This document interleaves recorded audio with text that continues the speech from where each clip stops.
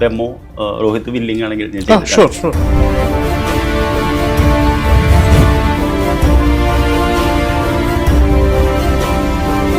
അങ്ങനെയാണ് നമ്മൾ ഇന്ത്യയിൽ എത്തിയപ്പോൾ ഓഷോസൻ ടാരോ എന്ന് പറയുന്ന ഒരു ടാരോ വരുന്നത്. ഇത് ആണ് ശരിക്കൊരു നല്ലൊരു ഇന്ത്യൻ ട്രഡീഷൻ എന്ന് പറയുന്നത്. അതിലെ ചിത്രങ്ങൾ ആ വ്യക്തിയുടെ മനസ്സുമായിട്ട് സംവേദിച്ച് പുറത്തേക്ക് വരും. കേവലമായ പേപ്പറുകളാൽ നിർമ്മിതമായ കുറച്ച് കാർഡുകൾ, അല്ലെങ്കിൽ ഒരു PVC ഷീറ്റിൽ പ്രിന്റ് ചെയ്ത കുറച്ച് കാർഡുകൾ, അതിൽ ആലേഖനം ചെയ്തിരിക്കുന്ന കുറച്ച് ചിത്രങ്ങൾ, ഇത് വെച്ച് എങ്ങനെയാണ് ഒരാളുടെ ഭൂതം, ഭാവി, വർത്തമാനം? ജീവിതപാതയിൽ ഒരിടത്ത് തോൽവിയുടെ ഇരുൾമൂടി ഇടങ്ങളിലെങ്ങോ യാത്ര നിലച്ചെന്ന് കരുതി ഞാൻ പകച്ചു നിൽക്കവേ പ്രതീക്ഷയായി ഒരു വഴിവിളക്കെന്ന പോലെ മുന്നിൽ തെളിഞ്ഞ പ്രിയപ്പെട്ട റൈഡർ ആൻഡ് വൈറ്റ് ടാരോ കാർഡുകൾക്ക്. അങ്ങനെ എഴുതിക്കൊണ്ട് അങ്ങയുടെ ഒരു പുസ്തകം ഇന്ന് മാർക്കറ്റിൽ അവൈലബിൾ ആണ്. ടാരോ പഠിക്കാം, ഇനി എളുപ്പത്തിൽ ടാരോ പഠിക്കാം. ഈ പുസ്തകത്തിന്റെ വിശേഷങ്ങളിലേക്ക് വരുന്നതിന് മുമ്പ് എങ്ങനെയാണ് ടാരോ കാർഡ് ഒരാളുടെ ജീവിതത്തിനെ വഴിതിരിച്ചു വിടുന്നത്? Thank you. ഇന്ന് ജീവിതത്തിലെ ഏറ്റവും വലിയ പ്രശ്നം എന്ന് പറയുന്നത് നമുക്ക് അറിവില്ലായ്മയല്ല. അതായത് എല്ലാ മനുഷ്യനും വിജയിക്കാൻ വേണ്ട എല്ലാ വിഭവങ്ങളും ഈ ലോകത്തുമുണ്ട്, അവൻ്റെ ഉള്ളിലുമുണ്ട്. പക്ഷേ ഇന്ന് നമ്മൾ ജീവിക്കുന്ന ഒരു ലോകത്ത് നമുക്ക് വ്യക്തത കിട്ടുന്നില്ല. വ്യക്തതയ്ക്ക് നമ്മൾ എന്ത് ചെയ്യും? സാധാരണഗതിയിൽ നമ്മൾ കൂട്ടുകാരോട് ചോദിക്കും, യൂട്യൂബിൽ പോയി വീഡിയോസ് കാണും, പുസ്തകങ്ങൾ വായിക്കും, കോഴ്സുകൾ ചെയ്യും. പക്ഷേ യഥാർത്ഥ വ്യക്തത നിൽക്കുന്ന ഒരു മനുഷ്യൻ്റെ ഉള്ളിലാണ്. ശബരിമലയ്ക്ക് പോകാറുള്ള ആളാണ് ഉറപ്പായിട്ടും. നമ്മൾ 18-ാം പടി കയറി അവിടെ എത്തുമ്പോൾ അവിടെ എഴുതി വെച്ചിരിക്കുന്ന തത്വമസി എന്നുള്ളതാണ്. അത് നീയാകുന്നു എന്നുള്ളതാണ്. അതായത് നാം അന്വേഷിക്കുന്ന എല്ലാ ചോദ്യങ്ങളുടെയും ഉത്തരവും നമ്മുടെ മനസ്സിൻ്റെ ഉള്ളിൽ, അതായത് അവബോധ മനസ്സിൽ, സബ് കോൺഷ്യസ് മൈൻഡിലുണ്ട് എന്നാണ് വേദങ്ങളും പുരാണങ്ങളും എല്ലാം പറയുന്നത്. അത് കണ്ടെത്താൻ ഉപയോഗിക്കുന്ന ഒരു ടൂളാണ് ടാരോ എന്ന് പറയുന്നത്. അതായത് ഉപബോധ മനസ്സിന് 3 കാര്യങ്ങൾ മനസ്സിലാക്കാൻ പറ്റുള്ളൂ. 1 കളേഴ്സ്, 2 വികാരങ്ങൾ, 3 ചിഹ്നങ്ങൾ.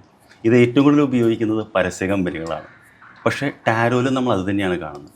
അപ്പോൾ ഒരു വ്യക്തി, അദ്ദേഹത്തിൻ്റെ മാതൃകാ ജീവിതമാണ് 78 കാർഡുകളിൽ വരച്ചു വെച്ചിരിക്കുന്നത്. നമ്മളൊരു ചോദ്യം ചോദിച്ചു, ഞാനിപ്പോൾ എവിടെയാണ് നിൽക്കുന്നത്, എന്തുകൊണ്ടാണ് സംഭവിക്കുന്നത്, എന്താണ് ഇങ്ങനെയായി ഞാൻ സംഭവിക്കാൻ സാധ്യത എന്ന് ചോദിച്ച് കാർഡുകൾ എടുക്കുമ്പോൾ അതിലെ ചിത്രങ്ങൾ ആ വ്യക്തിയുടെ മനസ്സുമായിട്ട് സംവേദിച്ച് പുറത്തേക്ക് വരും. കേവലമായ പേപ്പറുകളാൽ നിർമ്മിതമായ കുറച്ച് കാർഡുകൾ, അല്ലെങ്കിൽ ഒരു PVC ഷീറ്റിൽ പ്രിന്റ് ചെയ്ത കുറച്ച് കാർഡുകൾ, അതിൽ ആലേഖനം ചെയ്തിരിക്കുന്ന കുറച്ച് ചിത്രങ്ങൾ, ഇത് വെച്ച് എങ്ങനെയാണ് ഒരാളുടെ ഭൂതം, ഭാവി, വർത്തമാനം എങ്ങനെ പ്രഡിക്റ്റ് ചെയ്യാൻ പറ്റും? അവിടെ അതൊരു വളരെ മനോഹരമായിട്ട് ചോദ്യമാണ്. ഒരു മനുഷ്യൻ്റെ ജീവിതത്തിൻ്റെ ലക്ഷ്യം എന്താണ്? 5 മേഖലകളിൽ മികച്ചതാവുക എന്നുള്ളതാണ്. ഈ 5 മേഖലകളെയാണ് നമ്മൾ പഞ്ചഭൂതങ്ങൾ എന്ന് പറയുന്നത്. അതായത് ഒരു മനുഷ്യൻ എന്ന വ്യക്തിയിൽ എല്ലാവരുടെ ഉള്ളിലും ഒരു അഗ്നിയുണ്ട്. അഗ്നി എന്ന് പറയുന്നത് നമുക്ക് വ്യക്തമായിട്ട് ചെയ്യാൻ പറ്റുന്നൊരു കാര്യം. ഉദാഹരണത്തിന് രോഹിതിന് നന്നായിട്ട് കമ്മ്യൂണിക്കേറ്റ് ചെയ്യാൻ അറിയാം, നല്ല ആശയവിനിമയം നടത്താൻ അറിയാം. അത് പാഷനാണ്. അതായത് എത്ര കാലം ഈ ചാനൽ കൊണ്ടു നടക്കുന്നത് ചോദിച്ചു കഴിഞ്ഞാൽ ഒരുപക്ഷെ അവസാനം വരെ എന്ന് പറയും. അത് പണത്തിനോ ഇതിനോ വേണ്ടിയിട്ടല്ല. അല്ല, മേ ബി ഇന്ന് രാവിലെ കൂടി ഞാൻ വാഹനത്തിൽ യാത്ര ചെയ്യുമ്പോൾ എൻ്റെ കൂടെ വന്ന ആളോട് പറഞ്ഞു, എല്ലാം അവസാനിപ്പിച്ചാലോ എന്ന ചിന്തയിലാണ് ഞാൻ. അതെ, അത് ശരി. നിങ്ങൾക്ക് നടത്താമോ? എൻ്റെ കൂടെ നിൽക്കുന്ന എൻ്റെ സഹോദരങ്ങളോട് ഞാൻ ചോദിച്ചു, നിങ്ങൾക്ക് നടത്താമെങ്കിൽ എനിക്ക് മാസം ഞാൻ നിങ്ങൾ വിളിക്കുമ്പോൾ വന്ന് വീഡിയോ എടുത്തു തരാം, എനിക്ക് മാസം നിങ്ങളൊരു ശമ്പളം തന്നാൽ ഇത് നിങ്ങൾക്കായി വിട്ട് തന്നേക്കാമെന്ന് പറഞ്ഞു. അങ്ങനെയുള്ള ചിന്തകളിലൂടെ പോകുന്ന ഒരാളാണ് ഞാൻ. പക്ഷേ തീർച്ചയായിട്ടും ആ ചോദ്യം പറഞ്ഞാൽ വളരെ നന്ദി. ഇത് നമുക്ക് എപ്പോഴും തോന്നുന്നൊരു ചോദ്യമാണ്. രോഹിത് പറഞ്ഞാൽ അത് എല്ലാവർക്കും തോന്നുന്നൊരു ചോദ്യമാണ്. പക്ഷേ അതിനപ്പുറം എന്തുകൊണ്ടാണ് ചെയ്യുന്നത്, എന്തിനാണ് ഈ ചാനൽ തുടങ്ങിയത്? അതിൻ്റെ പാഷൻ. അതിനേക്കാൾ അപ്പുറം ഒരു കാര്യമുണ്ട്. അതായത് ആത്മീയമായിട്ടുള്ള അറിവ് ജനങ്ങളിലേക്ക് എത്തിക്കുക എന്നുള്ളത്. അതായത് ഇന്ന് കേരളത്തിൽ അറിയപ്പെടുന്ന, വിശ്വസിക്കാവുന്ന ഒരു ചാനലായി വളർന്നെങ്കിൽ അതിൻ്റെ പിന്നിൽ രോഹിത് അറിയാതെ ഒരു ലക്ഷ്യം ഉണ്ടായിരുന്നു. 100% അറിയാതെ വന്നു ചേർന്ന നിയോഗം എന്ന് വിളിക്കുന്നതാണ് എനിക്കിഷ്ടം. അതെന്താണെന്ന് പറഞ്ഞു കഴിഞ്ഞാൽ ഇത് ആളുകളെ കണ്ടെത്തുക, ഇത് ആളുകളിലേക്ക് എത്തിക്കുക, ആളുകൾക്കൊരു വിളക്കാവുക. അത് തന്നെയാണ് ഒരു മനുഷ്യൻ്റെ ആദ്യത്തെ ധർമ്മം എന്ന് പറയുന്നത്. സ്വന്തം പാഷൻ കണ്ടെത്തുക. അത് കണ്ടെത്തി കഴിഞ്ഞാൽ തന്നെ നമ്മുടെ ജീവിതത്തിൽ എന്തിനാണ് നമ്മൾ ജീവിക്കുന്നതെന്ന് അറിയും. രണ്ടാമതൊരു മനുഷ്യൻ്റെ ജീവിതത്തിൽ നാം കണ്ടെത്തേണ്ടത് വൈകാരിക ലോകത്താണ്. നമ്മളും ഈശ്വരനുമായിട്ടുള്ള ബന്ധം, നമ്മളും സാമൂഹ്യ ജീവി എന്ന നിലയിലുള്ള ബന്ധം, നമ്മളും കുടുംബമായിട്ടുള്ള ബന്ധം, അത് മാസ്റ്റർ ചെയ്യണം. 3 അത് ഹൃദയത്തിൻ്റെ യാത്രയാണ്. 3 നമ്മുടെ മനസ്സിൻ്റെ യാത്രയാണ്. മൈൻഡ്, അത് പുതിയ അറിവുകൾ നേടുക, ആ അറിവുകൾ ഉപയോഗിക്കുക. ഇത് 3 ചേർത്തുകൊണ്ട് ധനം എന്ന് പറയുന്ന ഊർജ്ജം ആകർഷിക്കുക. കാര്യം ധനവും ദൈവം തന്നെയാണ് ഉണ്ടാക്കിയിട്ടുള്ളത്. ഇതിനപ്പുറം നാം ഇവിടെ നിന്ന് പോകുമ്പോൾ നമ്മൾ എന്ത് ഉപേക്ഷിച്ചിട്ട് പോകും? നമ്മളെങ്ങനെ ആളുകൾ അറിയപ്പെടണം? നോബൽ പ്രൈസ് അറിയാലോ രോഹിതിന്. നോബലിൽ ശരിക്കും അദ്ദേഹം എന്താണ് കണ്ടുപിടിച്ചിട്ടുള്ളത്? ഡൈനമിറ്റാണ് കണ്ടുപിടിച്ചിട്ടുള്ളത്. അതൊരു കഥയുണ്ട്. അതായത് നോബൽ മരിച്ചു എന്ന് പറഞ്ഞ് അദ്ദേഹത്തിൻ്റെ ഒരു ഒബ്യൂച്ചറി ഒരു പത്രത്തിൽ എഴുതുന്നു. നോബൽ മരിച്ചിട്ടുണ്ട്. എഴുതി വന്നത് മരണത്തിൻ്റെ വ്യാപാരി മരിച്ചു എന്നുള്ളതാണ്. നോബലിന് ഞെട്ടിപ്പോയി. ഇത് എൻ്റെ മരണശേഷം എന്നെ ലോകം അറിയാൻ പോകുന്നത് മരണത്തിൻ്റെ വ്യാപാരി എന്ന രീതിക്കാണ്. അതുകൊണ്ടാണ് അദ്ദേഹത്തിൻ്റെ 95% കാശും ഈ ഒരു പ്രൈസ് 6 സമ്മാനങ്ങൾക്ക് മാറ്റി വെച്ചത്. ഇന്ന് നോബൽ അറിയപ്പെടുന്നത് ലോകത്തെ ഏറ്റവും പ്രസ്റ്റീജിയസ് ആയിട്ടുള്ള അവാർഡായിട്ടാണ്. അതുപോലെ നമ്മുടെ ജീവിതത്തിൻ്റെ അർത്ഥം എന്താണ്? നാളെ നമ്മൾ പോയി കഴിഞ്ഞാൽ എങ്ങനെയാണ് നമ്മുടെ മക്കൾ നമ്മൾ അറിയപ്പെടാനായത്, ലോകം നമ്മൾ അറിയപ്പെടാനായത്? ഈ 5 കാര്യങ്ങൾ പണ്ടേ ആളുകൾ മനസ്സിലാക്കി വെച്ചിരുന്നു. അത് അവർ ചിഹ്ന രൂപത്തിൽ, ഒരു ചിത്രരൂപത്തിൽ, പണ്ട് ആളുകൾക്ക് വായിക്കാൻ അറിയാത്തതുകൊണ്ട് കാർഡുകളിൽ വരച്ചു വെച്ചു. അത് പക്ഷേ അന്നത് വ്യാഖ്യാനിക്കാൻ കഴിവുള്ളവർ വളരെ കുറച്ച് പേരുള്ളൂ. പക്ഷെ ഇന്നിപ്പോൾ അത് ജനകീയമായതുകൊണ്ട് നമുക്കത് വ്യാഖ്യാനിക്കാം. പക്ഷേ ആ കാർഡുകൾ പിന്നീടുള്ള കാലഘട്ടങ്ങളിൽ മാറി മാറി ഓരോരുത്തർക്കും ഇഷ്ടമുള്ള രീതിയിലേക്ക് കാർഡുകളെ മാറ്റി വരയ്ക്കപ്പെട്ടു. ഇപ്പം അങ്ങനെ നമ്മുടെ മുന്നിലിരിക്കുന്ന കാർഡുകൾ വിവിധങ്ങളായ കാർഡുകളാണ്. അന്ന് വരച്ച ചിഹ്നങ്ങളായിരിക്കില്ല, അന്ന് ഉപയോഗിച്ച ചിത്രങ്ങളായിരിക്കില്ല, അന്ന് ഉപയോഗിച്ച മെറ്റീരിയൽ പോലുമല്ല. അപ്പോൾ കാലാനുസൃതമായ മാറ്റം ഉണ്ടാകുമ്പോൾ അന്ന് ഈ വരച്ചു വെച്ചപ്പെട്ട അർത്ഥതലങ്ങൾക്ക് മാറ്റം ഉണ്ടായിട്ടുണ്ടാകില്ല. തീർച്ചയായിട്ടും രോഹിത്. അതായത് മാറ്റം ഉണ്ടായിട്ടുണ്ടെന്ന് വെച്ചാൽ ആത്യന്തികമായിട്ട് മനുഷ്യന്, ഞാൻ പറഞ്ഞല്ലോ, വേണ്ടത് 5 കാര്യങ്ങളാണ്. അതായത് നമുക്ക് ജീവിക്കാൻ ഒരു പർപ്പസ് വേണം, അതായത് ഒരു പാഷൻ, നമുക്ക് ഇഷ്ടമുള്ളൊരു കാര്യം ചെയ്യാൻ. 2 എന്ന് പറയുന്നത് നമ്മളെ സ്നേഹിക്കാൻ ആൾക്കാർ വേണം. 3 എന്ന് പറഞ്ഞാൽ നമുക്ക് ചിന്തിക്കണം, നമ്മളെല്ലാം ഒരുപാട് ചിന്തിക്കുന്ന ആളുകളാണ്, നമുക്ക് ഐഡിയാസ്, പുതിയ കാര്യങ്ങൾ. പിന്നെ നമുക്ക് ജീവിക്കാൻ ധനം വേണം. പക്ഷേ ഇത് 4 ഉണ്ടെങ്കിലും നമ്മുടെ ജീവിതം പൂർണ്ണമാവില്ല. നമ്മൾ പല ധനമുള്ള ആളുകളും ആത്മഹത്യയ്ക്ക് തന്നെയുണ്ട്, അല്ലെങ്കിൽ മദ്യപാനം, മയക്കുമരുന്ന്. എന്തുകൊണ്ടെന്ന് വെച്ചാൽ എന്താണ് ഇത് ചെയ്യേണ്ടതെന്ന് അറിയില്ല. ഈവൻ ബിൽ ഗേറ്റ്സ് പോലും അദ്ദേഹം അവസാനം കംപ്ലീറ്റ് കാശ് ഫൗണ്ടേഷനാണ് കൊടുത്തത്. സ്റ്റീൽ ജയൻ്റായിട്ടുള്ള കാർണഗി അവസാനം അദ്ദേഹത്തിൻ്റെ എല്ലാ കാശും ഫൗണ്ടേഷനും മാറ്റിവെക്കുകയാണ് ചെയ്തത്. അതായത് മറ്റുള്ള ആളുകൾക്ക് ഇത് ഉപകാരപ്പെടാൻ വന്നത്. അപ്പോൾ തീർച്ചയായിട്ടും കാലങ്ങൾ മാറിയെങ്കിലും മനുഷ്യൻ്റെ ആത്യന്തികമായിട്ട് ഇത് മാറിയിട്ടില്ല. ഈ ടാരോയുടെ ഒരു പ്രശ്നം എന്ന് പറയുന്നത് രോഹിത്, ഇത് നമ്മൾ റൈഡർ ആൻഡ് വൈറ്റ് ഡെക്ക് എന്ന് പറയുന്നത് ഇംഗ്ലണ്ട്, അമേരിക്ക എന്നതിന് വന്നിട്ടുള്ളതാണ്. അപ്പോൾ അതിലുള്ള ചിത്രങ്ങളെല്ലാം വെള്ളക്കാരാണ്. അപ്പോൾ അതിൽ കറുത്ത വർഗ്ഗക്കാരെന്ന് പറയുന്ന, അല്ലെങ്കിൽ കറുത്ത ആളുകൾ എന്ന് പറയുന്നത് നെഗറ്റീവായിട്ടാണ് കാണുന്നത്. അപ്പോൾ ഇന്ന് നമ്മളത് മറ്റ് ലോകത്തിൻ്റെ എല്ലാ ഭാഗത്തെയും പ്രചരിക്കുമ്പോൾ ആളുകൾക്ക് അവരുടേതായിട്ടുള്ള ടാരോ കാർഡ് വേണമെന്ന് ആഗ്രഹമുണ്ട്. അങ്ങനെയാണ് നമ്മൾ ഇന്ത്യയിൽ എത്തിയപ്പോൾ ഓഷോസൻ ടാരോ എന്ന് പറയുന്ന ഒരു ടാരോ വരുന്നത്. ഫസ്റ്റ് വരുന്നത് ഇത് ആണ് ശരിക്കൊരു നല്ലൊരു ഇന്ത്യൻ ട്രഡീഷൻ എന്ന് പറയുന്നത്. അതേപോലെ 78 കാർഡ്, ഇതിൽ പക്ഷേ ഒരു കാർഡ് കൂടുതലുണ്ട്, 79 കാർഡ് ഉണ്ട്. കാര്യം എന്താ വെച്ച് കഴിഞ്ഞാൽ റൈഡർ ആൻഡ് വൈറ്റ് ഡെക്കിൽ പറയുന്നത് നമ്മുടെ ആത്മീയ യാത്ര 22 കാർഡുകളിലാണ് പറയുന്നത്. അതായത് നമ്മൾ ഒരു ഭൂമിയിൽ ജനിച്ചു, 21, 22 ആത്മീയ പാഠങ്ങൾ പഠിച്ച് വീണ്ടും റീസൈക്കിളായിട്ട് വരുമെന്ന് പറയുന്നു. പക്ഷേ ഓഷോയിൽ പറയുന്നത് അങ്ങനെയല്ല. At the end of the day നമ്മളൊരു മാസ്റ്ററിനെ കണ്ട് പിന്നെ നമ്മൾ പുറത്തേക്ക് വരും. അപ്പോൾ ലാസ്റ്റ് 21ാമതൊരു കാർഡ് ഉണ്ടായാൽ അത് ഓഷോ ഇതാണ്, മാസ്റ്ററിൽ അവസാനിക്കുന്നു. ബാക്കിയെല്ലാം അതേ ഇത് തന്നെയാണ്, ചിത്രങ്ങൾ വേറെയാണ്.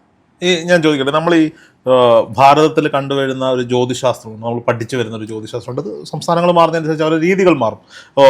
ചിലർ കബഡി ഉപയോഗിക്കാറുണ്ട്, ചിലർ പക്ഷിശാസ്ത്രം കാർഡുകൾ വെച്ച് തന്നെ. ഇതിൻ്റെ പലരും ചോദിക്കാറുണ്ട്, ഇത് പക്ഷിശാസ്ത്രത്തിൻ്റെ വേറൊരു പതിപ്പാണോ, തത്തയില്ലാത്തതിന് ഓരോ മനുഷ്യരെടുക്കുന്നതാണോ എന്ന് കളിയാക്കി ചോദിക്കുന്ന കമന്റ് ബോക്സുകൾ വരുന്നവരെ ഞാൻ കണ്ടിട്ടുണ്ട്. അപ്പം ഇതിനെയൊക്കെ ശാസ്ത്രം എന്ന് നമ്മൾ വിശേഷിപ്പിക്കുന്നു, ഒരു ശാസ്ത്രം ചേർത്ത് വിളിക്കുന്നു. അതിന് ചില കണക്കുകളുണ്ട്. ഇപ്പോൾ ജ്യോതിശാസ്ത്രം എടുത്ത ഗ്രഹങ്ങളുടെ ചലനവും ഭൂമിയുടെ കറക്കവും ഒക്കെ വെച്ചിട്ടാണ് അവർ അതിനെ കണക്ക് കൂട്ടി ഉത്തരം പറയും. ഇന്ന് സോഫ്റ്റ്വെയർ വന്നെങ്കിലും ഈ ടാരോ കാർഡുകൾ വെച്ച് പ്രവചനം നടത്തുന്നതിൻ്റെ പേരിലുള്ള ശാസ്ത്രീയ വശം എന്താണ്? Thank you for asking Rohit. ഇതെല്ലാവരും ചോദിക്കുന്നതാണ്. എന്താണ് ഇതിൻ്റെ ഒരു ശാസ്ത്രീയത? 2 കാര്യങ്ങൾ നമ്മൾ മനസ്സിലാക്കുന്നത്.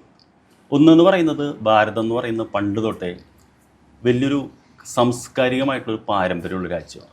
അതുകൊണ്ടാണ് ഇവിടെ വളരെ അഡ്വാൻസ്ഡ് ആയിട്ടുള്ള ജ്യോതിശാസ്ത്രം വരാൻ കാര്യം. കാരണം അതിൽ കുറേ കണക്കുകളുണ്ട്, അത് വാനനിരീക്ഷണം നടത്തണം, അത് പഠിക്കാൻ. പക്ഷേ നമ്മൾ ലോകത്തിൻ്റെ എല്ലാ ഭാഗത്തും നോക്കുമ്പോൾ അത്രയ്ക്കും വലിയൊരു വികസനമില്ല. അപ്പോൾ ഓരോരുത്തർക്കും ഒരേ പ്രശ്നമുണ്ട്. അതായത് അടുത്ത് എന്താണ് സംഭവിക്കാൻ പോകുന്നത്, നാളെ എന്താണ് സംഭവിക്കാൻ. ഇത് കലണ്ടർ ഇല്ലാത്തൊരു കാലഘട്ടം ഉണ്ടായിരുന്നു, വാച്ചില്ലാത്തൊരു കാലഘട്ടം ഉണ്ടായിരുന്നു. ആദിയില്ലല്ലോ ഒരു അന്തമില്ലല്ലോ ഒരു പാട്ട് തന്നെയുണ്ട്. അതായത് മക്കള് ജീവിക്കുമെന്ന് അറിയാത്തൊരു കാലം ഉണ്ടായിരുന്നു, വാക്സിൻ ഇല്ല. അപ്പം ജനങ്ങൾക്കൊരു വിശ്വാസത്തിന് ഒരു ടൂള് വേണം. അങ്ങനെയാണ് അവർ ഈ 5 ഭൂതങ്ങളെ ഒബ്സർവ് ചെയ്യുന്നത്. ഈവൻ നമ്മൾ ഹിന്ദു പൂജാമുറിയിൽ നമ്മൾ പഞ്ചഭൂതങ്ങളെ തന്നെ വർഷിപ്പ് ചെയ്യുന്നു. വിളക്ക് അഗ്നിയാണ്, ഒരു ജലത്തിനെയാണ് ഇതാക്കുന്നത്. ചന്ദനത്തിരി എന്താണ്, വായുദേവനെയാണ് ഇതാക്കുന്നത്. പിന്നെ നമ്മൾ സാധാരണ പ്രസാദത്തിനെ ഭൂമിയിൽ ഇതാക്കി വയ്ക്കും. ആ പ്രതിമ അല്ലെങ്കിൽ ഫോട്ടോ എന്ന് പറയുന്നത് ആ ആത്മീയ ദിനത്തിനെയാണ് പ്രാർത്ഥിക്കുന്നത്. ഇത് തന്നെ ഒരു വേർഷനാണ്, പക്ഷെ അത് ഒരു ചിത്രരൂപത്തിൽ മനസ്സിലാക്കി, ആളുകളുടെ യാത്ര മനസ്സിലാക്കി, ഇതാണ് നമ്മുടെ ജീവിതം. ഇത് കഴിഞ്ഞാൽ അടുത്തത് ഇങ്ങനെ സംഭവിക്കും. ഉദാഹരണത്തിന് ഇപ്പോൾ നമ്മളൊരു കാർഡ് എടുക്കുന്നു. ആ കാർഡ് എടുക്കുമ്പോൾ ഉദാഹരണത്തിന് നമ്മളെ ഇതിലിപ്പോൾ ഓർഡറിൽ കാർഡ് ഇരിക്കുന്നില്ല, എന്താണ് അടുത്ത് സംഭവിക്കുന്നത് എന്ന് നമുക്ക് ആകാംക്ഷ ഉണ്ടാവും ഒരു വ്യക്തിക്ക്. അപ്പോൾ അത് ഈ കാർഡുകളിലൂടെ നമുക്കവർ പറഞ്ഞുതരും. ഇതിപ്പോ സ്ട്രെങ്ത് എന്ന് പറയുന്ന ഒരു കാർഡാണ് വന്നിട്ടുള്ളത്. സ്ട്രെങ്ത് എന്ന് പറയുന്ന കാർഡ് എന്ന് ഒരു പറയുന്നത് പെൺകുട്ടിയും ഒരു പകുതി ഭാഗത്ത് ഒരു ഭാഗത്ത് ഒരു സിംഹത്തിന്റെ ഇതുണ്ടാവും. അതായത് ഒരു മനുഷ്യന്റെ പകുതി സിംഹമാണ് ലയൺ. ഇത് മനുഷ്യന്റെ അവസ്ഥയാണ്. ഇപ്പൊ രോഹിത് നേരത്തെ പറഞ്ഞു എനിക്കെല്ലാം വിട്ടെറിഞ്ഞിട്ട് പോയാലോ തോന്നുന്നത്. പക്ഷെ എന്തുകൊണ്ട് ചെയ്യല് വെച്ച് കഴിഞ്ഞാൽ നമ്മുടെ ഉള്ളിലുള്ള ആ ഒരു സോഫ്റ്റ് പവർ അല്ലെങ്കിൽ നമ്മുടെ സഹിക്കാനുള്ളൊരു കഴിവുണ്ടല്ലോ, അതിനെ സൂചിപ്പിക്കുന്ന ഒരു കാർഡാണ്. അത് ജീവിതത്തിന്റെ ഒരു ആത്മീയ യാത്രയാണ്. എനിക്ക് വേണ്ടി എടുത്തതാണോ? അങ്ങനെ പറയാൻ പറ്റില്ല. അതായത് എന്തുകൊണ്ടാണ് തോന്നുന്നത്, നമ്മുടെ ഉള്ളിലുള്ള 3 വ്യക്തികളുണ്ട്. ഉദാഹരണത്തിന് നമ്മൾ എന്ത് കാര്യം തുടങ്ങുമ്പോഴും നമ്മൾ വിചാരിക്കണം നമുക്ക് സ്വന്തം കാലം നിൽക്കണം എന്നുള്ളതാണ്, നമുക്കൊരു ഇതാക്കണം. പക്ഷെ സ്വന്തം കാലം നിൽക്കുമ്പോൾ നമുക്ക് മനസ്സിലാവണം എന്ന് വെച്ച് കഴിഞ്ഞാൽ നമുക്ക് കാര്യങ്ങൾ ഓർഡറിൽ പോകുന്നില്ല. അതേസമയം നമ്മുടെ ഉള്ളിൽ ഒരു ഓൺട്രപ്രനർ ഉണ്ട്, സഞ്ചരിക്കുന്ന ആൾ, ഒരു മാനേജറുണ്ട്. മാനേജർക്ക് എല്ലാ കാര്യവും ഓർഡറിൽ പോകണം. പിന്നെ ഒരു ടെക്നീഷ്യൻ ഉണ്ട്, അതായത് നമ്മൾ തന്നെ എല്ലാം ചെയ്യണം. സോ രോഹിതാണ് ഫേസ് ഓഫ് ദ ചാനൽ എന്ന് പറയുന്നത്. അപ്പോൾ അത് ചെയ്യണം, ഇത് റൺ ചെയ്യണം, ഇത് ഭാവിയെക്കുറിച്ച് ആലോചിക്കണം. അങ്ങനെ ഒരുപാട് കാര്യങ്ങൾ വരുമ്പോൾ നമുക്ക് ആ ഫ്രസ്ട്രേഷൻ വരും. അതെങ്ങനെ പൊളിച്ചിട്ട് പോകും. കൂട്ടത്തിൽ പേഴ്സണലായിട്ടുണ്ടാവുന്ന പേഴ്സണൽ പ്രശ്നങ്ങളുണ്ടാവും. പക്ഷെ അത് എന്ന് പറയുന്നത് ഒരു ആത്മീയ യാത്രയാണ്. ഒരു 10 വർഷം കഴിഞ്ഞ് തിരിഞ്ഞു നോക്കുമ്പോൾ നമ്മളത് ചിരിക്കും. ഉദാഹരണത്തിന് നമ്മൾ ഒരു 5 വയസ്സായ കുട്ടിക്ക് ഒരു പൂരത്തിന് പോയി ഒരു ആപ്പിൾ ബലൂൺ മേടിച്ചു കൊടുത്തു. ആ കുട്ടി അതിൽ കളിക്കുകയാണ്, പെട്ടെന്ന് പൊട്ടി, കുട്ടി കിടന്ന് കരയും, ലോകം നഷ്ടപ്പെട്ട പോലെ കരയും. അപ്പോൾ നമ്മൾ സാരില്ല മോളെ എന്ന് പറയും. പക്ഷെ ആ കുട്ടിക്ക് അത് വലുതാണ്. ഒരു 15 വയസ്സിൽ നമുക്കൊരു ഫസ്റ്റ് ക്രഷ് ഉണ്ടായി, അത് ബ്രേക്ക് ആകുമ്പോൾ നമ്മൾ കരയും. അപ്പോൾ നമ്മൾ പറയും എന്താണിത്. അതേപോലെ തന്നെ ഒരു 10 വർഷം കഴിഞ്ഞ് തിരിഞ്ഞു നോക്കുമ്പോൾ ഇതാണല്ലോ എന്നെ ഇവിടെ എത്തിച്ചത് എന്ന് നമ്മൾ വളരാനുള്ളൊരു വഴിയാണ്. അപ്പോൾ ഞാൻ പറഞ്ഞു വരുന്നത് ഈ ടാരോ കാർഡുകളുടെ മാറ്റം എന്ന് പറയുന്നത് ഓരോ സംസ്കാരങ്ങളും അവരുടേതായ രീതിക്ക് അവരുടേതായിട്ട് ആളുകൾ ആ ചിത്രങ്ങളിലേക്ക് ഇതാക്കി അതിനെ വളർത്തിക്കൊണ്ട് വന്നിട്ടുണ്ട്. മാത്രമല്ല ഇതിനൊരു മാർക്കറ്റിംഗ് കൂടിയുണ്ട് എന്നുകൂടിയാണ് സത്യം. അപ്പോൾ ഞാൻ എന്തുകൊണ്ട് വീണ്ടും പ്രദീപ് ഹരിഹരൻ സാറിനോടൊപ്പം വീണ്ടും ഇരിക്കുന്നു എന്ന ചോദ്യത്തിന് എനിക്ക് കൃത്യമായ ഉത്തരവുണ്ട്. ഞാൻ ഒരുപാട് ടാരോ റീഡേഴ്സുമായി ബന്ധപ്പെട്ട് ഇൻ്റർവ്യൂകൾ എടുത്തിട്ടുണ്ട്. അതിൽ വന്നിട്ടുള്ളതിൽ കുറച്ചധികം പേരെ ഈ ടാരോ പഠിപ്പിച്ചത് അങ്ങാണ്, അങ്ങയുടെ സ്റ്റുഡൻസ് ആണ് എന്നറിഞ്ഞിട്ടാണ് നമ്മൾ ആദ്യം തന്നെ ഇരിക്കുന്നത്. അതുകൊണ്ട് തന്നെയാണ് ഞാൻ ഇതിന്റെ ശാസ്ത്രീയ വശത്തെ പറ്റി അങ്ങയോട് ചോദിച്ചത്. ഇനി മറ്റൊരു ചോദ്യം ഞാൻ ചോദിക്കട്ടെ. ഈ ടാരോ ഒരുപാട് പേർക്ക് ഇപ്പൊ എത്ര പേർക്ക് പഠിപ്പിച്ചു കൊടുത്തിട്ടുണ്ടാവും? സർ, അത് 2 രീതിക്കാണ്. അതായത് ഒന്ന് നമ്മൾ സൗജന്യ ക്ലാസ്സുകൾ എടുക്കുന്നുണ്ട്. അതിൽ വരുന്നത് യൂട്യൂബിലല്ല, നമ്മൾ വെബിനാർ നടത്തി ഒരു സൗജന്യമായിട്ട്. കാരണം ഇത് അറിയാത്ത ഒരുപാട് പേര് അവയർനെസ് കൊടുക്കുന്നു. അങ്ങനെ നോക്കുകയാണെങ്കിൽ 2500-3000 പേർക്ക് എത്തിച്ചിട്ടുണ്ടാവും. പക്ഷെ പിന്നീട് അത് കഴിഞ്ഞിട്ട് നമ്മുടെ കൂട്ടായ്മയിലേക്ക് വരുന്നുണ്ട്. ഇപ്പം നമ്മൾ കോഴ്സായിട്ടല്ല കൊടുക്കുന്നത്, നമ്മളൊരു കൂട്ടായ്മയാണ് സൃഷ്ടിക്കുന്നത്. അതായത് കേരളത്തിലെ എൻ്റെ കൂട്ടായ്മ എന്ന് പറഞ്ഞാൽ എൻ്റെ കുടുംബം മാതിരിയാണ്. അങ്ങനെ നോക്കുകയാണെങ്കിൽ ഒരു 400-ലധികം പേര് ആ കൂട്ടായ്മയിലുണ്ട്. പൂർണ്ണമായി പഠിച്ചവർ, അതായത് പഠിച്ചുകൊണ്ടിരിക്കുന്നവർ. പക്ഷേ കൂട്ടായ്മ എന്ന് പറഞ്ഞാൽ ഒരു കുടുംബമാണ്. അതായത് അവർ പ്രാക്ടീസ് ചെയ്യുന്നുണ്ടെങ്കിലും അവർ ആ കൂട്ടായ്മയിൽ നിൽക്കും. പുതിയ വരുന്ന ആളുകൾക്ക് അവർ കാര്യങ്ങൾ ഷെയർ ചെയ്യും. അങ്ങനെയാണ് വരുന്നത്. ഈ ജ്യോതിശാസ്ത്രവുമായി ബന്ധപ്പെട്ട് പറയുമ്പോൾ ഒരാൾക്കും പൂർണ്ണമായ ഒരു ജ്യോത്സ്യനാകാൻ സാധിക്കില്ല എന്ന് പറഞ്ഞിട്ടുണ്ട്. കാരണം ജ്യോതിശാസ്ത്രം എന്നും അപ്ഡേറ്റഡ് ആണ്, പഠിച്ചുകൊണ്ടേയിരിക്കണം. ടാരോയിൽ അങ്ങനെയുണ്ടോ? വൺസ് പഠിച്ചാൽ പിന്നീട് അത് അപ്ഡേറ്റ് ചെയ്യേണ്ട ആവശ്യം ഉണ്ടാവും? സാറേ, ലൈഫ് എന്ന് പറയുന്നത് പഠനം തന്നെയാണ്. നമ്മൾ എന്ന് പൂർണ്ണനായി എന്ന് വിചാരിക്കുന്നു അന്ന് നമ്മുടെ പരാജയമാണ്. കാര്യം ഇപ്പം നമ്മൾ ബേസിക്കലി പഠിക്കുന്നത് ഇൻറ്റ്യൂറ്റീവ് ടാരോ റീഡിംഗ് ആണ്. പിന്നെ നമ്മൾ അതിൻ്റെ അപ്പുറം കഴിഞ്ഞ് ഡിവിനിറ്ററി ടാരോ റീഡിംഗ് എന്ന് പറയുന്ന സംഭവമുണ്ട്. അതിൻ്റെ ആഴത്തിലേക്ക് പോവുകയാണെങ്കിൽ ഒരുപാട് ആ മേഖലയിൽ ഇറങ്ങി പഠിക്കാനുണ്ട്. നമ്മൾ ഏറ്റവും പ്രായോഗികമായിട്ട് ഒരു തിരക്കേറിയ ജീവിതത്തിൽ ഒരു സാധാരണക്കാരന് പെട്ടെന്ന് തൻ്റെ ജീവിതത്തിൽ ഒരു ക്ലാരിറ്റി കിട്ടാൻ എന്ത് ചെയ്യാൻ പറ്റും, ആ ഒരു രീതിക്കാണ് ഇത് വരുന്നത്. അതുകൊണ്ട് വളരെ ഷോർട്ടായിട്ടാണ് നമ്മൾ പഠിപ്പിക്കുന്നത്. പെട്ടെന്ന് പ്രായോഗിക തലത്തിൽ ഇന്നിപ്പോൾ നോക്കിക്കഴിഞ്ഞാൽ ഉദാഹരണത്തിന് ഇപ്പോൾ നമ്മളിപ്പോൾ എന്താ പറയുക, ഒരു ക്ലാസിക് ഡാൻസ് പഠിക്കണമെങ്കിൽ 10-12 വർഷം വേണം, അല്ലെങ്കിൽ 5-6 വർഷം വേണം. പക്ഷേ നമ്മൾ ഈ കലോത്സവത്തിന് വരുമ്പോൾ 3 മാസം കൊണ്ട് ഒരു ഡാൻസ് പഠിപ്പിച്ച് സ്റ്റേജിൽ കയറ്റി പ്രൈസ് മേടിക്കും. അതേപോലെ തന്നെ ഒരു ഷോർട്ട് ടൈമിൽ നമുക്ക് പ്രായോഗിക തലത്തിൽ ഇതെങ്ങനെ ഉപയോഗിക്കാം. ടാരോ കാർഡ് റീഡിങ്ങിൽ തുടങ്ങിയ പലരും പിന്നീട് വിവിധങ്ങളായ ഹീലിംഗ് മെത്തേഡുകളൊക്കെ പഠിച്ച് ചില പൂജാവിധികളൊക്കെ പഠിച്ച് പല കർമ്മങ്ങളും ചെയ്യുന്നതായിട്ട് നമ്മൾ കണ്ടിട്ടുണ്ട്. നമ്മുടെ അതിഥികളായി വന്ന് പലരും ഇത് ചെയ്യുന്നുണ്ട്. ഇപ്പോൾ ഈ ടാരോ കാർഡിനൊപ്പം പഠിക്കേണ്ടുന്നതായിട്ടുള്ള ഇതിൻ്റെ പരിഹാരങ്ങൾ ഉണ്ടാവുമല്ലോ. ഇപ്പോൾ നമ്മൾ ടാരോ കാർഡ് എടുക്കുമ്പോൾ പറയുകയാണെങ്കിൽ നിങ്ങളുടെ അവസ്ഥ ഇതാണ് എന്ന് പറയും, ഇതാണ് നിങ്ങൾ പോകുന്ന സിറ്റുവേഷൻ, ഇതിന് എന്താണ് അതിൽ നിന്ന് മാറി അത് ഈ പ്രശ്നത്തിൽ നിന്ന് ഓവർകം ചെയ്യാൻ ഒരു സൊല്യൂഷനും കൂടെ പറഞ്ഞു കൊടുക്കണ്ടേ? അതിന് എന്താണ് പിന്നീട് പഠിക്കേണ്ടത്? അത് വല്ലാത്തൊരു ചർച്ച ചെയ്യേണ്ട ഒരു മേഖല. അതിൻ്റെ കാര്യം എന്താ വെച്ചാൽ, പൊതുവേ നമ്മൾ വിചാരിക്കുന്നത് എന്താ വെച്ച് കഴിഞ്ഞാൽ, നമ്മളൊരു പ്രശ്നത്തിന് ഒരു സൊല്യൂഷൻ ഉണ്ട്. അതായത് ഫോർ എക്സാമ്പിൾ എന്താ പറയുക, ഇപ്പോൾ നമുക്ക് വെയിറ്റ് കുറയ്ക്കണം, നമുക്ക് എന്തായാലും സൊല്യൂഷൻ ഉള്ളത് എക്സസൈസ് ചെയ്യുക, ഭക്ഷണം നിയന്ത്രിക്കുക, ചെക്കപ്പ് നടത്തുക. ഞാനൊരു പൂജ നടത്തിയോണ്ടോ കയറിട്ടുകൊണ്ടോ എൻ്റെ വെയിറ്റ് കുറയുന്നുണ്ട്? ഇല്ല, ഒരിക്കലും ഇല്ല. അതേപോലെ ജീവിതത്തിൻ്റെ സൊല്യൂഷൻസ് പറയുന്നത് 4 തരത്തിലാണ് നമ്മൾ സൊല്യൂഷൻസ് വർക്ക് ചെയ്യുന്നത്. ഇപ്പോൾ ഒരാൾക്ക് നമുക്ക് ഫിസിക്കൽ എന്ന് പറയും, ആരോഗ്യപരമായിട്ടുള്ള പ്രശ്നമാണ് അയാൾ നേരിടുന്നതെങ്കിൽ അയാൾ ഒരു ഡോക്ടറെ കണ്ട് ട്രീറ്റ് ചെയ്യണം വേണ്ടത്. 2 ഇമോഷണൽ തരത്തിലുള്ള ഹീലിംഗ് ആണ് വേണ്ടതെങ്കിൽ അയാൾ ഒരു സൈക്കാട്രിസ്റ്റിനെ കണ്ട് ട്രീറ്റ് ചെയ്യുന്നതാണ് വേണ്ടത്. കാരണം വെച്ചാൽ സൈക്കോളജിക്കലി അതാണ്. പിന്നെ അത് കൂടാതെ 2 തലമുണ്ട്. ഒന്ന് നമ്മുടെ ആത്മീയ തലം എന്ന് പറയുന്നത്, പിന്നെ അത് കൂടാതെ മാനസികമാണ് സൈക്കോളജിസ്റ്റിനെ കാണേണ്ടത്. ഇമോഷണലാണെന്ന് വെച്ച് കഴിഞ്ഞാൽ അതിന് വേറെ ഹീലിംഗ് മൊഡാലിറ്റി ഉണ്ട്. ഉദാഹരണത്തിന് ഇപ്പോൾ ഇമോഷണൽ ആയിട്ടുള്ള ഹീലിംഗ്, ഇപ്പോൾ നമ്മൾ പറഞ്ഞു മണി വരുന്നില്ല, അതൊരു ഇമോഷണൽ ഇതുകൊണ്ടാണെങ്കിൽ ചിലപ്പോൾ മണിയോടുള്ള നമ്മുടെ ഒരു ആറ്റിറ്റ്യൂഡ് അതായിരിക്കും. ഇമോഷണൽ ഹീലിംഗ് ആണെങ്കിൽ നമുക്കതിൽ EFT എന്ന് പറയുന്നൊരു ടെക്നിക്കുണ്ട്, അതായത് ഇമോഷണൽ ഫ്രീഡം ടെക്നിക്ക് എന്ന് പറയുന്നത്. ഇപ്പോൾ ഉദാഹരണത്തിന് ഇപ്പോൾ വേണമെങ്കിൽ നമുക്കൊരു ഡെമോ രോഹിത് വില്ലിംഗ് ആണെങ്കിൽ ഞാൻ ചെയ്തു. അതായത് ഇമോഷണൽ ഫ്രീഡം ടെക്നിക്ക് എന്ന് പറയുന്നത് വിശ്വസിക്കുന്നത് വെച്ചാൽ നമ്മുടെ ഒരു ചൈനീസ് ഏൻഷ്യൻ മെഡിസിനാണ് വന്നിട്ടുള്ളത്. നമ്മുടെ ശരീരത്തിൽ 14 അക്യൂപഞ്ചർ പോയിൻറ്റ്സ് ഉണ്ട്. ഈ പോയിൻറ്റ്സിൽ ഇമോഷൻസ് വന്ന് സ്റ്റക്കായി നിൽക്കുകയാണ്. അത് നമ്മൾ ടാപ്പ് ചെയ്ത് അതിൻ്റെ കൂടെ ഒരു പോസിറ്റീവ് അഫർമേഷൻസ് സ്ഥിരം പറഞ്ഞു കഴിഞ്ഞാൽ നമുക്ക് ആ ഒരു പോസിറ്റീവ് ഇത് കിട്ടുമെന്നാണ് പറയുന്നത്.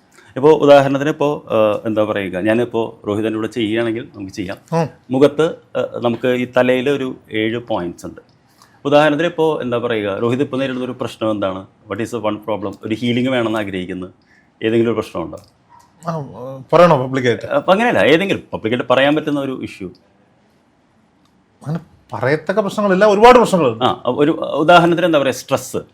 അപ്പോൾ സ്ട്രെസ് എന്തുകൊണ്ടാണ് വരുന്നത് വെച്ച് കഴിഞ്ഞാൽ നമുക്ക് ചെയ്യാൻ പല കാര്യങ്ങളും പറ്റുന്നത് നമുക്ക് പറ്റാതെ വരുമ്പോഴാണ് സ്ട്രെസ് വരുന്നത്. അപ്പോൾ നമ്മൾ ആ സ്ട്രെസ് എന്ന് പറയുന്നത് ഒരു പക്ഷേ നമ്മൾ പെർഫെക്ഷനിസ്റ്റ് ആയതുകൊണ്ടായിരിക്കാം. എൻ്റെ ഒരു പ്രശ്നം പറയാം. ഞാൻ രാവിലെ എഴുന്നേൽക്കുന്നത്, ഉറങ്ങുന്നത്, അല്ലെങ്കിൽ രാത്രി കിടക്കാൻ നേരം എപ്പോഴാണ് ഉറങ്ങുന്നതെന്ന് എനിക്കറിയില്ല. ഈ സമയങ്ങളിലൊക്കെ 100 കൂട്ടം പ്ലാനുകളായിട്ടാണ് ഞാൻ ഉറങ്ങുന്നത്, ഉണരുന്നത്. ഈ പ്ലാൻ നടപ്പിലാക്കാനുള്ള എല്ലാ സംവിധാനങ്ങളും എൻ്റെ മുന്നിലുണ്ട്. മാൻ പവർ ഉണ്ട്, ഫെസിലിറ്റീസ് ഉണ്ട്, കൺസെപ്റ്റ് ഉണ്ട്, കുഴപ്പമില്ല. ബാക്കപ്പ് ഫിനാൻഷ്യൽ പ്രശ്നങ്ങളും നമുക്ക് ബാലൻസ് ചെയ്യാൻ പറ്റും. പക്ഷേ ഞാൻ വീട്ടിൽ നിന്ന് ഇറങ്ങി യാത്ര ചെയ്ത് ഓഫീസിലേക്ക് വരുമ്പോഴേക്ക് എൻ്റെ മൈൻഡ് ഔട്ടാവും. ഞാൻ പിന്നീട് അതിനുവേണ്ടി പിന്നെ തിരിച്ചു പോകുമ്പോഴായിരിക്കും അയ്യോ അത് ചെയ്തില്ലല്ലോ എന്ന്. അവസാനം ഒരു പ്രതിസന്ധി ഘട്ടം വരുമല്ലോ, ഇത് ചെയ്താലേ മുന്നോട്ട് പോകാൻ പറ്റും. അപ്പം ഞാനിത് ചെയ്യും ഒറ്റ ദിവസം കൊണ്ട്. ഒരു 2 മാസം വരെ നമ്മൾ പ്ലാൻ ചെയ്ത് വെച്ച സാധനം ചിലപ്പോൾ ഒറ്റ ദിവസം കൊണ്ട് എന്നെ കൊണ്ട് ചെയ്യാൻ പറ്റും. ഇത് ഏറ്റവും അവസാനം എനിക്ക് ചെയ്ത് തീർക്കാൻ പറ്റും. ഇപ്പോൾ എനിക്കൊരു 10 ലക്ഷം രൂപ വേണം, എനിക്ക് 10 ലക്ഷം രൂപയുടെ ആവശ്യമുണ്ട്. ഇപ്പോൾ ഉദാഹരണം, ഇപ്പോൾ ഡിസംബർ വരികയാണ്, ഡിസംബർ 15 എനിക്ക് 10 ലക്ഷം രൂപ, ഡിസംബർ 14 വരെ എനിക്ക് പൈസ ആവില്ല. ഡിസംബർ 15-ാം തീയതി വൈകിട്ട് 4 മണിക്ക് ബാങ്ക് അടയ്ക്കുന്നതിന് മുമ്പ് 3 മണി കഴിയുമ്പോഴേക്കും എൻ്റെ ഈ സാധനം വരും. അതെനിക്കും അറിയാം, എങ്ങനെ എവിടുന്ന് എന്ന് ചോദിക്കരുത്, പക്ഷെ വരും. അതെന്റെ കോൺഫിഡൻസാണ്. പക്ഷെ അതുവരെ ഞാൻ അനുഭവിക്കാനുള്ള ടെൻഷൻ മൊത്തം അനുഭവിച്ചിട്ട് ഇതെന്റെ കയ്യിലേക്ക് വരുള്ളൂ. ഇതെന്റെ ഒരു വലിയ പ്രശ്നമാണ്. 2 കാര്യമാണ് അതിലുള്ളത്. ഒന്നെന്ന് പറയുന്നത് വെച്ച് കഴിഞ്ഞാൽ പെർഫെക്ഷനിസം കൂടുതലാണ്. അതായത് പെർഫെക്ഷനിസം പറഞ്ഞാൽ കാര്യങ്ങൾ ഇങ്ങനെ നടക്കാൻ പാടുള്ളൂ, അതായത് 100% ശരിയായാലേ ഞാൻ ചെയ്യുള്ളൂ എന്നുള്ളത്. ഈ പെർഫെക്ഷനിസം എന്ന് പറയുന്നത് നമ്മളെ ചെറിയ കുട്ടിയായിരിക്കുമ്പോൾ, അത് 8 വയസ്സിനുള്ളിൽ നമ്മുടെ ഉള്ളിൽ അടിച്ചേൽപ്പിക്കപ്പെട്ടുള്ളതാണ്. അതായത് രോഹിത് വളർന്നൊരു സാഹചര്യത്തിൽ രോഹിതിൻ്റെ അച്ഛനും അമ്മയും മറ്റുള്ളവരായിട്ട് കമ്പയർ ചെയ്യുക, അല്ലെങ്കിൽ you are good for nothing എന്ന് പറയുമ്പോൾ അവരുടെ ആ ഒരു റെക്കഗ്നിഷൻ കിട്ടാൻ വേണ്ടി നമ്മൾ പെർഫെക്ഷനിസ്റ്റ് ആകാൻ നോക്കും. പിന്നെ 2 എന്ന് പറയുന്നത് നമ്മുടെ മനസ്സ് നമ്മളെ പ്രൊട്ടക്റ്റ് ചെയ്യണം. കാര്യം ഒരു കാര്യം ചെയ്ത് അത് നെഗറ്റീവായി കഴിഞ്ഞാൽ അത് എന്ത് സംഭവിക്കും എന്ന് പറയുന്ന ഒരു ഫിയർ. ഇത് വരുമ്പോൾ എന്താ വെച്ച് കഴിഞ്ഞാൽ നമ്മളിങ്ങനെ പോയിട്ട് ലാസ്റ്റ് മിനിറ്റ് അവസാനം നമ്മൾ എന്താ പറയുക എല്ലാം തിരക്ക് പിടിച്ച് ചെയ്യുന്നതായിരിക്കും. കാരണം അന്ന് അത് ചെയ്യാണ്ട് പറ്റില്ല, you have to do it എന്നുള്ളത്. അപ്പോൾ ഇതിൻ്റെ പ്രധാനപ്പെട്ട ബ്ലോക്കേജ് എന്ന് പറയുന്നത് നമ്മുടെ ഉള്ളിലുള്ള ഇന്നർ ചൈൽഡ് ഉണ്ട്. അതായത് ആ വ്യക്തിയോട് പറയണം ഞാൻ 70% ഓക്കെ കഴിഞ്ഞാൽ ഞാൻ ചെയ്യും, ഐ വിൽ മേക്ക് ഇറ്റ്. 2 എന്ന് പറയുന്നത് നമ്മൾ എഴുതി വെക്കുക എന്നുള്ളതാണ്. കാരണം ഇതേ ഐഡിയാസ് ഒരുപാട് പേർക്ക് വരുന്നതാണ്. അതായത് ഐഡിയാസ് വരും, പക്ഷേ അത് നമ്മളെപ്പോഴും അത് ക്യാപ്ചർ ചെയ്യണമെന്ന് പറയും, എന്നാൽ മാത്രമേ നമുക്കത് ഉപയോഗിക്കാൻ പറ്റുള്ളൂ. അപ്പോൾ അൾട്ടിമേറ്റ്ലി ഇവിടെ ഇപ്പോൾ ഞാൻ രോഹിത്തിൻ്റെ ഒരു ബ്ലോക്കേജ് ആയിട്ട് കാണുന്നത് എന്താ വെച്ച് കഴിഞ്ഞാൽ ഈ ഒരു ഇന്നർ ചൈൽഡ് ഇതാണ് വരുന്നത്, അതായത് ഒരു ഇതായിട്ട് കാണുന്നതാണ്. അപ്പോൾ നമുക്കതിൽ ചെയ്യാൻ പറ്റുന്നത് എന്താ വെച്ച് കഴിഞ്ഞാൽ നമുക്കൊരു എനർജി ടാപ്പ് ചെയ്തിട്ട് നമുക്ക് നോക്കാം എന്തെങ്കിലും ഒരു റിലീസ് കിട്ടുന്നുണ്ടോ. അപ്പോൾ എനിക്ക് തോന്നുന്നില്ല അങ്ങ് പറഞ്ഞതാണ് കാരണം എന്ന് എനിക്ക് തോന്നുന്നു. പിന്നെ രോഹിത്തിന് എന്താ തോന്നുന്നു? തീർച്ചയായിട്ടും നമുക്ക് എന്നെ സംബന്ധിച്ചിടത്തോളം ചെയ്യുന്നത് മോശമാവോ ശരിയാവോ എന്നുള്ള ചിന്തയൊന്നും എനിക്കില്ല. എന്റെ മനസ്സിൽ ചെയ്യണമെന്ന് നേരത്തെ ഞാൻ ചെയ്യും, അതാണ് എന്റെ ആറ്റിറ്റ്യൂഡ്. ഇപ്പം പ്രദീപ് സാറിന് ഇപ്പൊ ഉദാഹരണം പറയാണ്, പ്രദീപ് സാർ വേണ്ട, വേറൊരു വ്യക്തി അയാൾ സമൂഹത്തിന്റെ മുന്നിൽ 100% നെഗറ്റീവായിട്ട് ഇരിക്കുന്ന ഒരാളാണ്. അയാളുടെ ഇന്റർവ്യൂ എടുത്താൽ നിന്റെ ചാനലിൽ നീയും നാറുമെന്ന് 100 പേര് എന്നോട് പറഞ്ഞാലും എന്റെ മനസ്സ് പറയുകയാണെങ്കിൽ ഞാനത് എടുക്കുമെന്ന് പറഞ്ഞാൽ ഞാനത് എടുത്തിരിക്കും. അത് പിന്നീട് ഉണ്ടാവുന്ന ആഫ്റ്റർ എഫക്റ്റ് ഒന്നും എന്റെ വിഷയമേ അല്ല. എന്റെ മാനം പോവുമോ പണം പോവോ എൻ്റെ ഡിഗ്നിറ്റി പോയി, ഇതൊന്നും എൻ്റെ പ്രശ്നമേ അല്ല, ഞാനത് ചെയ്തിരിക്കും, അതാണ് എൻ്റെ ഒരു ആറ്റിറ്റ്യൂഡ്. പക്ഷെ സംതിങ് വേറെന്തോ ഒരു പ്രോബ്ലമാണ്, എന്താണെന്ന് എനിക്ക് മനസ്സിലാക്കാൻ പറ്റാത്ത മറ്റെന്തോ ഒരു പ്രോബ്ലമാണ്. രോഹിത് പറഞ്ഞല്ലോ ചെയ്തിരിക്കുന്നു പറഞ്ഞല്ലോ, ചെയ്യുന്ന എങ്ങനെ ചെയ്യുക, ഒരേപോലെയല്ലേ ചെയ്യുള്ളൂ. അതായത് ഇപ്പം എന്നോട് ചെയ്യുന്ന അല്ലെങ്കിൽ അതായത് മോശമായ വ്യക്തിയോ നല്ല വ്യക്തിയോ നോക്കില്ലല്ലോ. ഒരേ സ്റ്റുഡിയോ സെറ്റിംഗ്, ഒരേ രീതിയിലുള്ള പെരുമാറ്റം, ഒരേ രീതിയിലുള്ള എഡിറ്റിംഗ്, ഒരേ രീതിയിലുള്ള മോശമായിട്ട്. ശരി, ഓക്കെ ഓക്കെ. ഞാൻ നേഷൻ ഫസ്റ്റ് ചെയ്യുന്ന രീതി അല്ല എൻ്റെ ബാക്കിലെ രീതി. ഞാൻ ഇന്നലെ തമാശക്ക് പറയുന്നത്, ഇന്നലെ രാഹുൽ മാങ്കൂട്ടത്തിലുമായി ബന്ധപ്പെട്ട് ചർച്ച വന്നപ്പോൾ ഞാൻ രാഹുൽ മാങ്കൂട്ടത്തിലെ സപ്പോർട്ട് ചെയ്തു. അവർ തമ്മിൽ പ്രണയമായിരുന്നു, പ്രണയത്തിന് ശേഷം ഇവർ ബ്രേക്കപ്പ് ആയി, ഇതിനിടയിൽ ഒരു കുട്ടി ഉണ്ടായി. ഓക്കെ, അത് വർഷങ്ങൾക്ക് ഇപ്പുറം എടുത്ത് ഉപയോഗിക്കുന്നത് ശരിയല്ല എന്ന നിലപാട് ഞാൻ അവിടെ തമാശ പറഞ്ഞ് രൂക്ഷമായിട്ടൊക്കെ സംസാരിച്ചിട്ട് ഞാൻ അവിടെ എതിരെ തമാശ പറയും, ഇനി ഞാൻ ആ ബാക്കിൽ പോയിട്ട് രോഹിത് ആവട്ടെ എന്ന് പറഞ്ഞിട്ടാണ് ഇറങ്ങിപ്പോയത്. എനിക്ക് പല രീതികളുണ്ട്, ഞാൻ തന്നെ ആലോചിക്കാറുണ്ട് ഞാൻ എന്ത് വൃത്തികെട്ടവനാണെന്ന്. പല പ്ലാറ്റ്ഫോമിൽ ചെല്ലുമ്പോൾ പല രീതികളിൽ ഞാൻ പെരുമാറുന്നുണ്ട്. അതൊരു ഒന്നാമതേണ്ടല്ലോ രോഹിത്, അതൊരു സെൽഫ് ക്രിറ്റിസിസം വീണ്ടും വന്നു. Yes, okay. അതായത് സെൽഫ് ക്രിറ്റിസിസം വന്നു, പെർഫെക്ഷനിസം വന്നു. അതിൻ്റെ കാര്യം എന്ന് പറയുന്നത് നമ്മുടെ ഉള്ളിൽ നമ്മൾ അറിയാൻ നിൽക്കുന്ന, I still believe that is the inner child problem. Because Rohit, നിങ്ങൾ എത്ര മക്കളായിരുന്നു? രണ്ടുപേര്. Where you the junior or senior? Senior ആയിരുന്നു. സോ അൾട്ടിമേറ്റ്ലി താഴെ ആയിരുന്നു, ബ്രദർ ആയിരുന്നു? ചേച്ചി. ഞാൻ ജൂനിയർ. ഓക്കെ. അപ്പോൾ ജൂനിയർ ആയിട്ട് വന്നിരുന്നെങ്കിൽ ചേച്ചി സ്മാർട്ടായിരുന്നു, പഠിപ്പിച്ചായിരുന്നു. അപ്പൊ സെർട്ടൺലി പാരന്റ്സ് കമ്പയർ ചെയ്തിട്ടുണ്ട്, ചേച്ചിനെ കണ്ടുപിടിക്കും, ചേച്ചിയെ മാത്രമൊന്നുമല്ല, കൂടെ പഠിക്കുന്നവരൊക്കെ കമ്പയർ ചെയ്തിട്ട് തമാശക്കാണ്, അടിച്ചിട്ടില്ല, വഴക്ക് പറഞ്ഞിട്ടൊന്നുമില്ല. പക്ഷെ പ്രോഗ്രസ് റിപ്പോർട്ടൊക്കെ കൊണ്ടുപോകുമ്പോൾ ഞാൻ ചോദിക്കും എത്ര പേർക്ക് പറ്റാ, ശരിയടാ, പിന്നെ ഒരു നാടൻ ഭാഷ ഉപയോഗിക്കും, അത് പറയാൻ. അത് അന്നത്തെ ഒരു പാരന്റ്സിന്റെ ഒരു രീതിയാണ്. പക്ഷെ ഇത് എന്ത് പറ്റിവെച്ചാല് നമ്മുടെ ഉള്ളിനുള്ളിൽ മുറിവേൽപ്പിക്കും. ഈ മുറിവ് നമ്മൾ പിന്നീട് പുറത്തു വരുന്നത് പെർഫെക്ഷൻസ് ആയിട്ട് വരുള്ളൂ. മേ ബി അല്ല, ഗൂഗിളിൽ നോക്കൂ, അല്ലെങ്കിൽ ചാറ്റ്ജിപിടി ചോദിച്ചു നോക്കൂ, this is what I am saying, ഇങ്ങനെയാണോ എന്ന് ചോദിച്ചു നോക്കൂ. കാര്യം എന്താ വെച്ച് കഴിഞ്ഞാൽ അതിന്റെ റിയാലിറ്റിയാണ്. ഇപ്പൊ ഞാൻ എന്താ പറയുക, എനിക്ക് എവിടെ ചെന്നാലും ഒന്നാമനാണോ ഏതെങ്കിലും കാര്യത്തിൽ ഇന്ന പണിയൊന്നുമില്ല. ഇപ്പൊ ഞാൻ എന്നെ ഒരു കല്യാണ വീട്ടിൽ കൊണ്ടിടുക, കല്യാണ ചെറുക്കനാവാൻ എനിക്ക് പറ്റില്ലല്ലോ, പക്ഷെ വിളമ്പുകാരിൽ ഒന്നാമനാവാൻ പറ്റുമല്ലോ. ഞാൻ അങ്ങനെ ചിന്തിക്കുന്ന ഒരാളാണ്. ഇല്ലെങ്കിൽ ആ വേസ്റ്റ് എടുത്തുകൊണ്ട് പോകുന്നവരുടെ ഒന്നാമെങ്കിലും എനിക്ക് ആവണം. ഞാൻ സിനിമയിലെ ബിജു ചില കാര്യങ്ങളിൽ അങ്ങനെയല്ലോ. ഇത് ഞാൻ പറയുന്നത് വെച്ചാല്, ഈവൻ ഇപ്പൊ ഞാൻ പറഞ്ഞല്ലോ, ഇപ്പൊ നമ്മൾ ഇന്റർവ്യൂ ചെയ്യുമ്പോൾ പോലും ആ ഒരു പ്രസൻസ് ഉണ്ടല്ലോ, ആൾക്ക് ഇഷ്ടപ്പെടുന്ന രീതിയിൽ പ്രസൻസ് എന്ന് പറയുന്നത് അതൊരു വലിയ കാര്യമാണ്. അതെന്തുകൊണ്ടാന്ന് വെച്ച് കഴിഞ്ഞാൽ നമ്മളെ ഉള്ളിൻ്റെ ഉള്ളിൽ അന്ന് നമുക്ക് കിട്ടാത്ത ആ ഒരു റെക്കഗ്നിഷൻ. ഇല്ല, നമ്മളൊരു തർക്കത്തിന് വേണ്ടി പറഞ്ഞല്ല. അല്ല, ഞാൻ തർക്കത്തിന് വേണ്ടി പറഞ്ഞല്ല, എന്റെ മനസ്സിൽ അങ്ങനെയൊന്നുമില്ല എന്നുണ്ടാവും. ഒരു പക്ഷേ ചെറുപ്പത്തിലെ കയറി കൂടിയതാകാം. ഞാൻ പലപ്പോഴും ആലോചിച്ചിട്ടുണ്ട്, ഞാൻ LP സ്കൂളിൽ പഠിക്കുമ്പോൾ അപ്പൊ ഞാൻ പല കാര്യങ്ങളും പറയുമ്പോൾ എന്റെ കൂട്ടുകാരും ഇത് കാണില്ല എന്ന് വിചാരിച്ചിട്ട് ഞാൻ പലരെ പേര് പറയാറുണ്ട്. പക്ഷെ ഇവരൊക്കെ ഇത് കാണുന്നുണ്ട് എന്ന് കുറെ നാളുകൾക്ക് ഇവരെന്നെ വിളിച്ച് ചോദിച്ചിട്ടുണ്ട്. ഇപ്പൊ കഴിഞ്ഞ ദിവസം ഞാൻ നേഷൻ ഫസ്റ്റ് ഒരു വീഡിയോക്കിടയിൽ ഒരു RSS പ്രവർത്തനായ എൻ്റെ ഒരു ക്ലാസ്മേറ്റിനെ പറ്റി പറഞ്ഞു. ഗൾഫിലാണ്. 2 ദിവസം മുമ്പ് എനിക്ക് മെസ്സേജ്, എടാ ഇതൊക്കെ ഞങ്ങൾ കാണുന്നുണ്ട് കേട്ടോ എന്ന് പറഞ്ഞു. ഞാൻ പഠിക്കുന്ന സമയത്ത് ഇപ്പം പഠിപ്പിസ്റ്റായ ചേച്ചി 5 വർഷങ്ങൾക്ക് മുന്നേ യാത്ര ചെയ്യുന്നുണ്ട് സ്കൂളിൽ, ഞാൻ പുറകെ ചെല്ലുകയാണ്. അപ്പോൾ സ്വാഭാവികമായിട്ടും അവിടുത്തെ PTA മറ്റു കാര്യങ്ങളൊക്കെ ആയിട്ട് അച്ഛനും അമ്മയൊക്കെ സജീവമായിട്ട് നിൽക്കുന്നവരാണ്. അപ്പോൾ 1ലും 2ലും ഞാൻ നന്നായി പഠിച്ചു, 3ലും പഠിച്ചു. 4ാം ക്ലാസ് ആയപ്പോൾ ഒരു പെൺകുട്ടി എന്നെക്കാട്ടി മുന്നേ പഠിച്ചു പോകാൻ തുടങ്ങി. അത് കഴിഞ്ഞപ്പം പുതിയൊരു പയ്യൻ വന്നു, അവനും എന്നെക്കാട്ടി കൂടുതൽ പഠിക്കാൻ തുടങ്ങി. അപ്പം എൻ്റെ ചിന്തകള്, എന്തായാലും പഠിപ്പിൽ ഇവർ ഒന്നാമതായി, നീ ഇപ്പുറത്ത് പോയിട്ട് ഒരു നാടകമൊക്കെ കളിച്ചിട്ട് ഒന്നാമതാവാൻ പറ്റുമോ, സ്പോർട്സ് അന്നേ നമ്മളെ കൊണ്ട് പറ്റത്തില്ല എന്ന് ചിന്തിച്ച് പോയതാണ്. ഞാൻ പലപ്പോഴും ആലോചിച്ചിട്ടുണ്ട്, അല്ലെങ്കിൽ ക്ലാസ് ലീഡർ ആവണം. അങ്ങനെ ഞാൻ 6ാം ക്ലാസ്സിൽ സ്കൂൾ ലീഡറായി. 1 മുതൽ 6 വരെ ക്ലാസ് ലീഡറായിരുന്നു ഞാൻ.